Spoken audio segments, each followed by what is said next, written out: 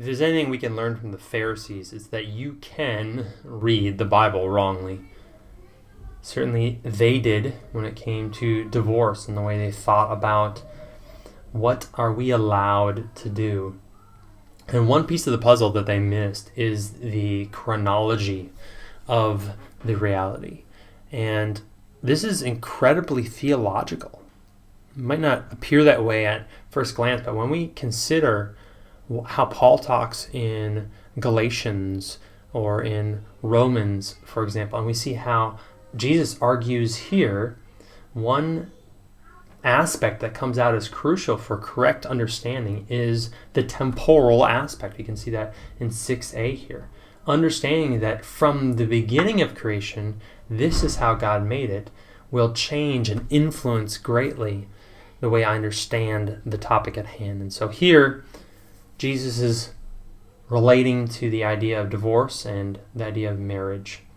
And while the Pharisees grab hold of Deuteronomy 24, 1-4, which God just says, oh, this is too far. If your spouse dies, you get divorced from your spouse, you marry another, the second spouse either dies or you get divorced again, you can't go back to the first one. It's going too far. The Pharisees read that and think, oh, look, we're allowed to divorce. So long as we don't do that, don't cross that line, we're in the good. But Jesus says, no, you missed the story. You missed the heart of God. You didn't start from the beginning. You did not see what was very good. And Jesus quotes from Genesis 1 and Genesis 2, God made them male and female. That's good. A man shall leave his father and mother, hold fast to his wife, they shall be one flesh. That is good. So let me exhort you as Jesus exhorts us here. What God has therefore joined together, let no man separate. If you want to see how we built this arc/bracket to this point, please check out the full learning resources video.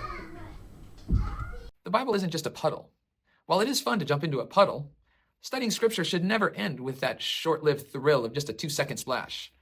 When you jump into the Bible, you're jumping into something of oceanic depths. Now, if that sounds fun, but also a little intimidating, we want to help. Learn to scuba dive the deep thoughts of God through online courses and learning resources at Bible Arc Equip.